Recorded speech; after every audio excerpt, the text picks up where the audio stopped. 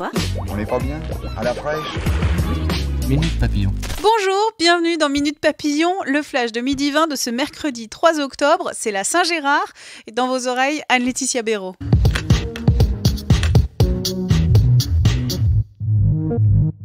Gérard Collomb parti, sa démission du gouvernement a été finalement acceptée dans la nuit par Emmanuel Macron. La passation de pouvoir avec Édouard Philippe qui va assurer l'intérim au ministère de l'Intérieur s'est déroulée ce matin, ambiance polaire. Dans son discours de sortie, le désormais ex-numéro 2 du gouvernement a félicité les forces de l'ordre pour l'arrestation dans la nuit de Redouane Faïd. Le braqueur récidiviste a été arrêté à Creil, dans l'Oise. Il était en cavale depuis 3 mois. Donald Trump accusé d'évasion fiscale, une enquête ouverte. D'après le New York Times, l'ancien magnat de l'immobilier aurait reçu plus de 400 millions de dollars de la part de ses parents, en partie via des mesures d'évasion fiscale, démenties de l'intéressé. Black Mirror saison 5, Netflix va développer un épisode interactif de la série dystopique.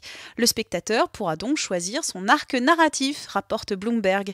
Le concept avait été jusqu'alors expérimenté dans des dessins animés. Rechercher des contenus en ligne sur Ruby Rose est dangereux, car les sites internet qui parlent de l'actrice de Orange is the New Black sont le plus souvent choisis par des pirates informatiques pour y placer des liens malveillants. Ce n'est pas une blague, mais une info issue d'une analyse de la société de cybersécurité McAfee. Et à la 3e place de cette liste dangereuse, on trouve l'actrice française Marion Cotillard.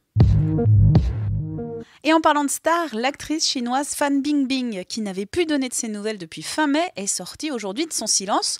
La trentenaire a présenté ses excuses à ses fans et au Parti communiste chinois, alors que le fisc lui réclame 129 millions de dollars d'impôts et pénalités. Minute Papillon, rendez-vous 18h20 avec de nouvelles infos.